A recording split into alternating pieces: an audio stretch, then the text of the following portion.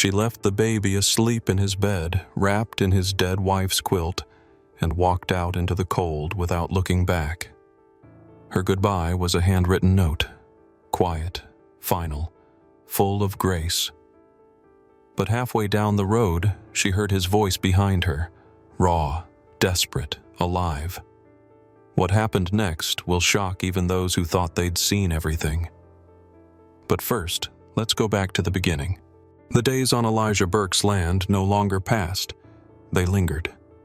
Time itself seemed reluctant to move, as though it, too, had lost its reason. The porch creaked beneath his boots like an old man muttering into the wind, and the wind, ever relentless, answered with no kindness. Once, it had been a companion. He used to stand on that porch with Mary wrapped in a quilt, her head on his shoulder, and swear the wind carried promises. Now it only carried dust and the dry moan of things forgotten. The ranch hadn't seen a harvest in 2 years. The fields were lean, not from drought but from disinterest. The fencing sagged where elk had pushed through months ago. Elijah could have fixed it. He had the time. But something inside him said, "Let it break. Let it all break." The barn door swung crooked on its hinges, the well needed cleaning, and the only thing that still functioned with discipline was the axe that split firewood each morning. Wood he hardly burned. Inside the cabin, the air was dry and cool. A fire hadn't been lit in weeks, not since the last storm swept through and rattled the windows like some desperate spirit. The Bible, cracked at the spine, sat where Mary had left it, on the edge of the hearth, where she once read aloud in the early evenings. Elijah never moved it. He didn't dare. He told himself he left it there for her, but the truth was simpler and sadder. He didn't believe in much anymore, and that book had her scent. The townspeople whispered, but from a distance. They had tried, at first. After the funeral, the pastor rode out twice. Elijah hadn't answered the door. Martha Peterson from the general store sent a loaf of bread. It sat on the porch until the crows picked it apart. That was nearly a year ago. Since then, no one came. He preferred it that way. The only voice that lingered was his own, and even that had grown rare, graveled from disuse. He spoke only to his horse, a dun mare with a bad knee and more patience than strength. She limped alongside him during chores, her breath misting in the cold morning air. Elijah sometimes thought she stayed alive because she didn't know what else to do either. So when the knock came, clear, soft, impossibly human, it split the silence like a gunshot in a church. He froze. The sound was so foreign it felt like a mistake. A memory, maybe. But the second knock erased that thought. And when he opened the door, the Wyoming wind stepped aside for something colder, quieter, and far more alive. Her. The cabin had long forgotten what it meant to feel alive. Its wood had gone gray with silence, its hearth cold even when fires were lit. The walls, once steeped in laughter and quiet prayers, had absorbed only the sighs of a man too broken to mourn out loud. But when Grace Whitlow crossed its threshold, she did not ask permission. She simply began stitching life back into the place, thread by invisible thread. She spoke little, but every motion was its own language. When the wind slipped through the cracked mortar around the hearth, she found stones in the yard, shaped them with her hands, and sealed the draft as if patching a wound. When she cooked, it was humble.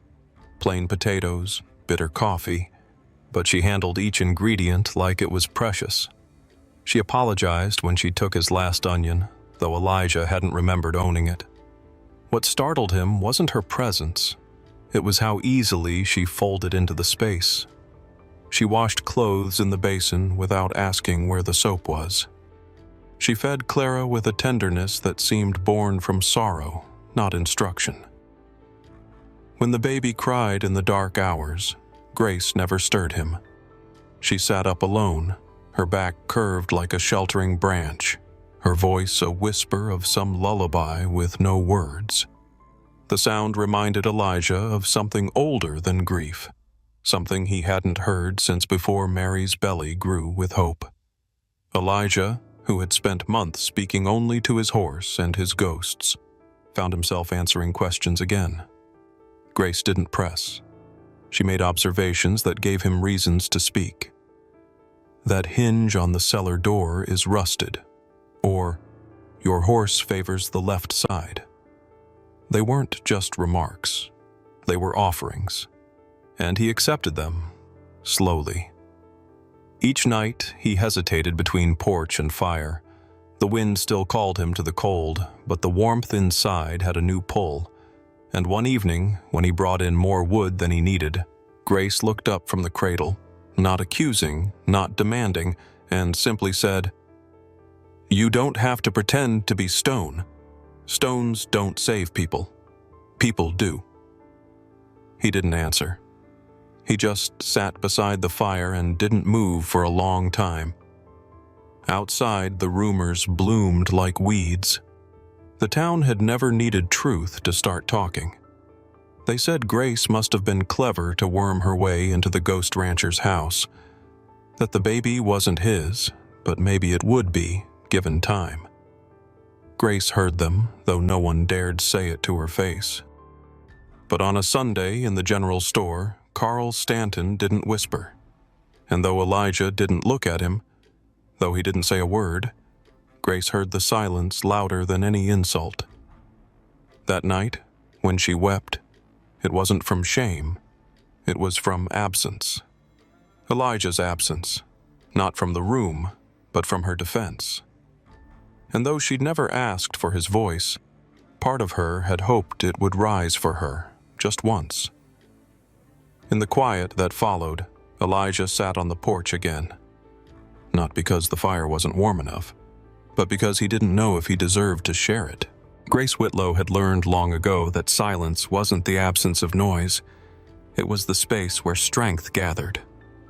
She'd held silence while kneeling at her husband's grave, pressing her palms into the earth as if trying to hold him there. She'd carried silence across 70 miles of dirt and frost-bitten wind, her child against her chest and blisters bleeding inside her boots. She had never shouted for help, never begged for rescue. Pride didn't feed a baby, but it kept a woman from unraveling. But pride, it turned out, had limits. Carl Stanton's words had been nothing new. Men like him always spat suspicion at women who didn't flinch. But it wasn't what he said that cut her. It was what Elijah didn't. His silence had been sharper than any insult, not because she expected him to rise in anger, but because she had let herself believe he saw her, not just as a guest beneath his roof, not just a passing storm in his long gray winter, but as someone worth standing beside. That night, she folded the baby's clothes with hands steadier than her heart. The quilt she wrapped Clara in still smelled faintly of cedar and something fainter still, like the past. She laid the baby down gently, kissed her forehead, and whispered a blessing too quiet for even God to hear. Then she picked up her bag. She didn't cry, not when she stepped off the porch, not when the cold met her face like a slap. Not even when she glanced back and saw the faint glow of lamplight in the window, a square of warmth that no longer belonged to her. The road stretched wide and empty, with only the brittle crunch of her boots and the vast breath of the prairie for company. But with each step, something began to tremble, not fear, not regret, but fury. At herself, for letting hope sneak in. At Elijah, for mistaking her presence as something owed. At the world, for never making space for women like her to both survive and be seen. She didn't expect him to follow. So when she heard her name, ragged and desperate in the dark, her body tensed like a tree struck by lightning. She turned. There he was, Elijah Burke, breathless and broken open, with a look in his eyes that frightened her more than any insult had. Recognition, Not pity, not apology. Recognition. As if, for the first time, he truly saw her, and she wasn't sure if she hated him for it, or forgave him. The cabin no longer creaked like a wounded thing. It breathed. Not with grandeur or noise, but with the quiet confidence of something reclaimed, reforged. Each board, each tool in the shed, each thread in the hand-sewn curtains now bore the imprint of two people learning to build again, not from scratch, but from ruins. Elijah had never built furniture before. His hands were used to reins and rope, not chisels and joinery. The rocking chair took weeks. The legs were uneven at first, the back too stiff, but he sanded, measured, recut. Grace watched, sometimes correcting his grip with a gentle touch, other times letting him fail so he could find his own rhythm. When the final piece fit, when the wood creaked gently under Clara's weight, Elijah didn't speak. He just stared at it for a long time, as if trying to understand what had changed inside him. Grace, for her part, taught with the patience of someone who had lived through hunger and still found beauty in a straight seam. She showed him how to thread a needle without anger, how to patch a shirt with care instead of shame. She didn't treat broken things like burdens. She treated them like beginnings. That quiet philosophy seeped into everything. Soon, Elijah found himself fixing not just what was broken, but what had been neglected. A leaking eave, a window shutter, the edge of the garden fence. Tomato vines stretched slowly upward, guided by their joined hands and the stubbornness that both shared in silence. Every sprout, every bloom felt like proof of time passing, of choices made, of something worth tending. Clara chased moths in the morning sun, her laugh cracking open the silence that had once owned the land. The 4th of July came with the usual smoke and song. Elijah stood taller than most remembered. The man who had once ghosted through town now carried a baby across his chest and a woman on his arm, not like possession, but like a vow. Clara's weight was light, but the meaning was heavy. Grace's hand found his without searching. Carl Stanton saw them. Everyone did. But when the crowd moved aside and Elijah led Grace into a dance under strings of warm lanterns, no one dared interrupt. The music was old, the kind you felt more than heard. They danced slowly, not for spectacle, but for healing. That night, wrapped in the same quilt Grace had once abandoned as a farewell, they sat with foreheads touching. Elijah's voice, when it came, was low but certain. "You're not my second chance. You're my first real one." And when Grace answered, it wasn't with sentiment. It was with truth. "I didn't come to your door for salvation. I came because something told me you needed it too." The wind stirred the cottonwoods, but this time it sounded like a lullaby.